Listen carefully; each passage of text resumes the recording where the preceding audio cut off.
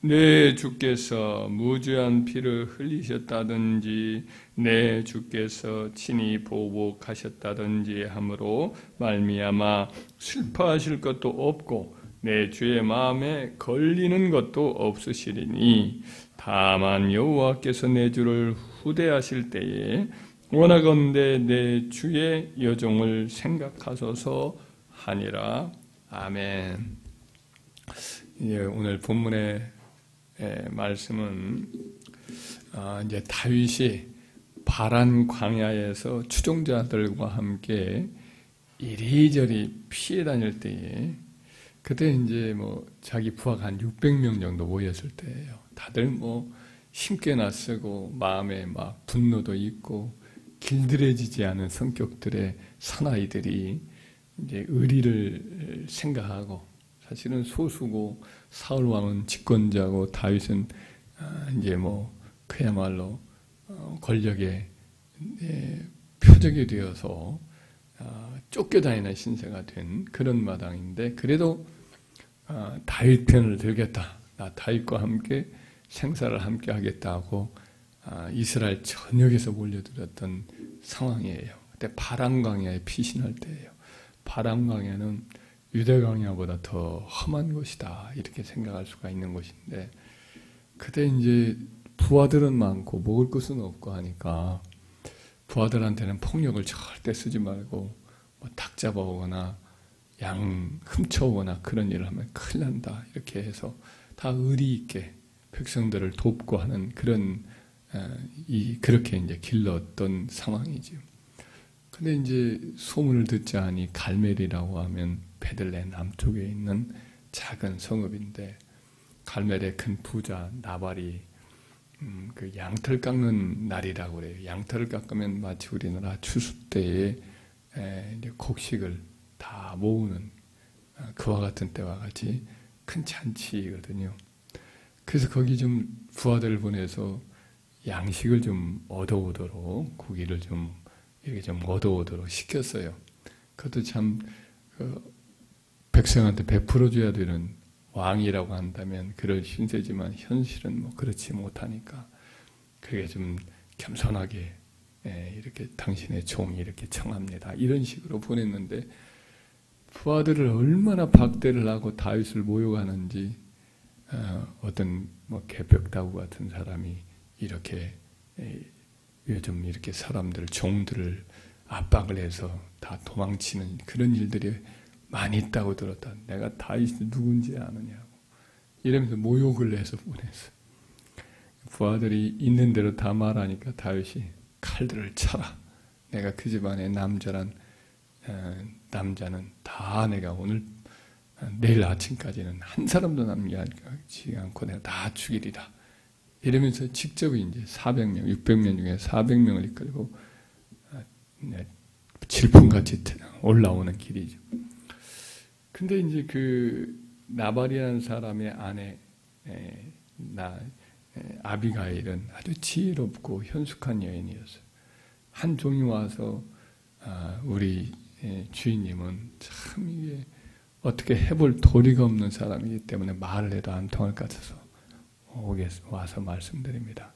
다윗이 이와 같이 주인이 모욕을 해서 보냈기 때문에 반드시 이제 우리 집안에 오늘 큰 환란이 생길 겁니다.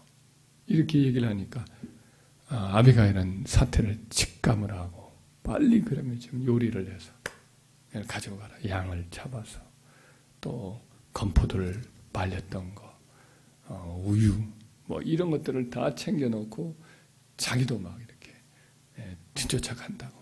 그렇게 해서 이제 다윗의 근거지로 사람을 보내고 자기도 뒤쫓아갔더니 마침 오는 거예요. 그 앞에 보자마자 엎드려서 자기 남편이 이와 같이 어리석게 했노라고. 이름이 나발, 어리석은 자라는 이름인데 그 이름대로 이렇게 미련하고 어리석은 일을 했노라고. 그러면서 이제 다윗이 하나님의 기름 부은 차요 장차 왕이 될 자요. 그날이 반드시 올 테인데 그때가 되면 친히 원수를 보복한 일로 인해서 마음에 걸리는 일이 없으실 것이래. 바랍니다. 이러면서 자기는 그와 같이 좋은 날 하나님이 높이실 것을 아는데 그날에 한 가지 청이 있다면 이 여종을 기억하옵소서. 자, 가르라는 동사를 사용을 했어요. 생각하옵소서 이렇게 번역을 했어요. 나를 생각해달라. 하여튼 그날이 반드시 올 것을 믿는 거예요. 지금 뭐 한치 앞을 모르는 상황인데 내일 일을 모르는 상황인데 반드시 하나님께서 약속하신 대로 이스라엘의 기름 부은 자가 되어서 왕이 될 것은 확실한데 그날에 되면 이 여정을 기억해달라. 이렇게 이야기를 하니까 다윗이 그 막 끓어오르는 분노를 가지고 지금 질풍같이 달려오고 있었는데 그 마음이 다 녹는 거예요. 말이 참 중요한 겁니다. 말이. 마음도 중요하고 말도 중요한 거예요. 이렇게 막 거칠어져 있고 사리가 가득했던 다윗, 한 번도 그런 적이 없는 이 다윗이 그와 같이 이제 분노한 사람일지라도 그 지혜로운 말로 마음을 싹 가라앉히고 오히려 흡족하게 만들고 하나님이 하신 약속을 믿는 내 백성이 있구나. 이 얼마나 막 뭔가 뿌듯하게 했어요. 용기를 갖겠잖아요. 그런데 뭐 여기서 칼부림할 일이 있겠어요. 하나님을 찬양한다. 나를 맞이라 하신 너를 통하여 나를 맞이라 하신 하나님을 찬송하노라. 내가 맹세컨대 네가 나를 이렇게 급하게 맞이하지 않았다면 내 집안의 남자는 한 사람도 남지 아니하였으리라 하면서 네가 내 소원을 다 내가 들어주마. 네 모든 선물을 내가 기쁘게 받으마 하면서 기쁘게 돌아가요. 이 아비가일은 지혜로운 여인이라 와서 보니까 뭐 남편은 막 기고만장하고 큰 왕처럼 이렇게 잔치를 벌이고 먹고 마시고 그러고 있으니까 말해도 소용없을 것 같으니까 아무 말도 안 해요. 다음날 술이 깬 다음에 사실은 이러이러한 일이 있었노라 이렇게 얘기하니까 얼마나 놀랬겠어요. 나발이. 그때 막 충격을 받으니까 아무 말도 못하는 몸이 돌처럼 서서히 굳어가는 거예요. 막 정신을 낙담했어요. 마음이 중요해요. 잠언서에도 이 병이 있을지라도 마음이 건강하면 병을 이긴다고 그러거든요. 이게 마음이 죽었어요. 그리고 여호와께서 그를 침으로 열흘 만에 죽고 말았어요. 그러니까 열흘 만에 죽으니까 하나님이 이제 치셨다. 치심으로 열흘 만에 죽었다 이렇게 되어 있거든요. 하나님의 기름 부은 자, 곧 하나님을 향하여서 모독한 자가 하나님이 친히 치심으로 다윗이 이 소식을 듣고는 여호와께서 친히 내 이름을 모독함으로 원수를 갚아주셨구나 하면서 있는데 아무리 생각해도 이 거칠고 어려운 광야 생활에 부하들은 막 날마다 서로 싸우고 빨래도 안 하고 서로 막 힘이 막 넘치고 그래서 어떻게 해볼 도리가 없으니까 저들의 마음을 진정시키고 저들의 모든 필요를 채워줄 수 있는 어머니 같은 사람이 필요하겠구나 생각을 했던 것 같아요. 지혜로운 저 아비가일 같으면은 부하들도 마음을 달래면서 거친 광야 생활에 모든 삶을 좀 나도 용기를 얻겠구나 싶었는지 부하를 보내가지고 나의 아내가 되어달라고 이렇게 청원을 해요. 그랬더니 아비가일이라는 여인은 참 이제는 남편도 그 속썩이는 남편 죽었고 큰 부자고 그러니까 사실은 뭐 그리운 게 없거든요. 그럼에도 불구하고 이 여종은 그 다윗과 함께 그 고생살이를 하겠다는 마음으로 바로 즉각적으로 뭐라고 말하면 땅에 엎드려서 절을 하고 그 자기를 데리러 온 부하들 앞에서 하나님께 이제 절하는 마음이고 다윗에게 어떤 의미에서는 절하는 마음이겠지. 그리고는 말하기를 나는 내 주의 남종들의 종들의 발을 씻길 자니이다. 그 말 고백이 참 아름답죠.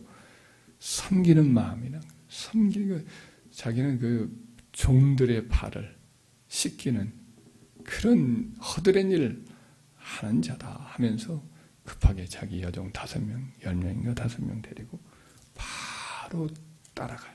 바로. 그러니까 뭐 참 이 여인은 헌신적인 여인이죠. 그래서 많은 여인들이 다윗의 이제 아내가 되었지만은 아들들끼리 서로 싸우고 죽이고 그러잖아요. 변란이 일어나잖아요.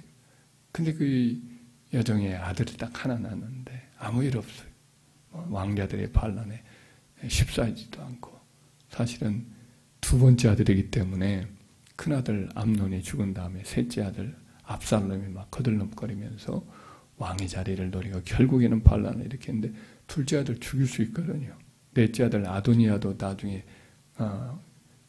일어났다가 솔로몬에게 죽임을 당했는데, 근데 둘째 아들은 아무 해가 없어요. 어머니의 지혜롭게 아비가일이 잘 단속을 해서 피를 서로 형제가 부르는 이 환란에서도 잘 피했던 것 같습니다.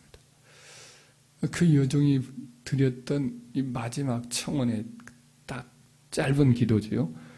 내 주의 여종을 생각하옵소서. 오늘 번역에는 생각하옵소서. 원문에 그대로 자카라 기억하옵소서. 이 짧은 기도가 그대로 다 이루어졌죠. 그 다윗은 곧 기름 부은 자 그리스도를 예표하기 때문에 하나님께 기도한 거지요.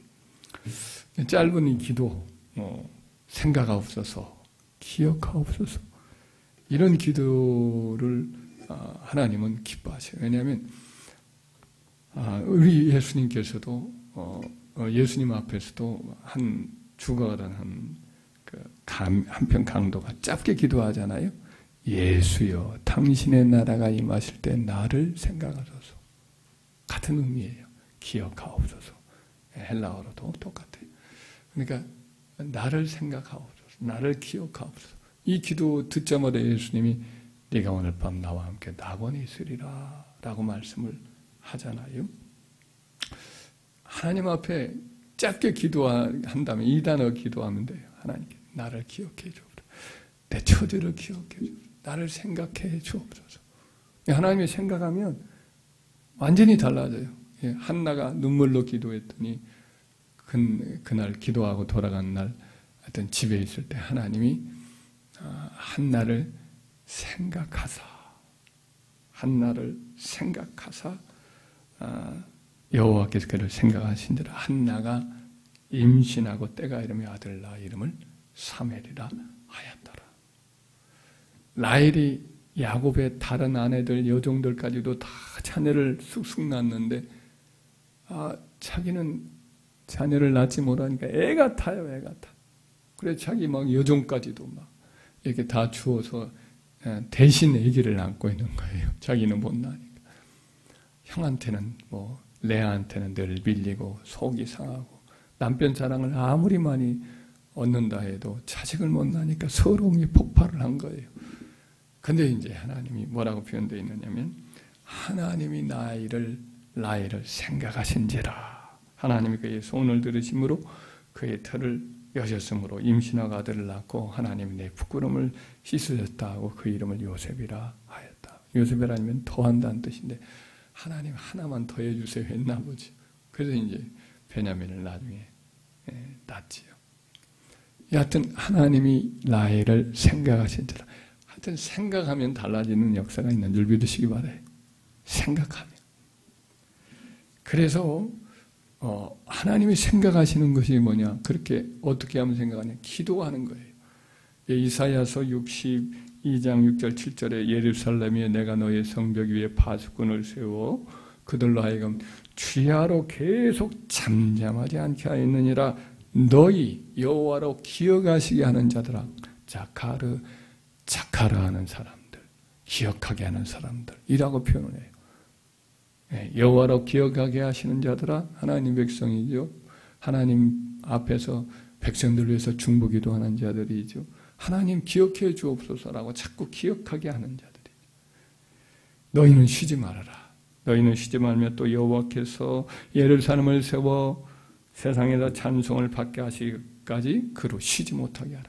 하나님께 앞에서 기억해달라고 자꾸 기도하는 사람은 하나님으로 하여금 일하게 만드는, 여호와로 일하게 하고 쉬지 못하게 하는 거예요. 우리는 기도란 한마디로 말한다면 기억하게 하는 거죠. 하나님, 우리 나라를 기억해 주옵소서. 우리 교회를 기억해 주옵소서.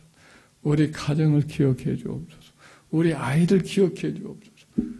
그래 짧은 기도라도 하나님이 다 그 말을 아시고 사정을 다 알고 그의 전지전능하신 지혜와 능력으로 우리를 기억해 주셔서 그때부터는 쉬지 못하고 하나님도 일하는 거죠. 이 기도는 뭐예요? 하나님으로 기억하게 하셔서 하나님으로 쉬지 않고 일하게 하는 거예요. 그래서 짧은 기도만 우리가 오늘 배웠습니다. 하나님, 날 생각해 주세요. 날 기억해 주세요. 하나님 다 알아듣습니다. 할렐루야. 하나님 앞에 평생에 하나님으로 기억하게 하시는 귀한 사역자로 하나님 앞에 서서 기도함으로 하나님으로 항상 쉬지 않고 우리를 위해서 일하시는 은혜를 경험하기를 주의 이름으로 축원합니다.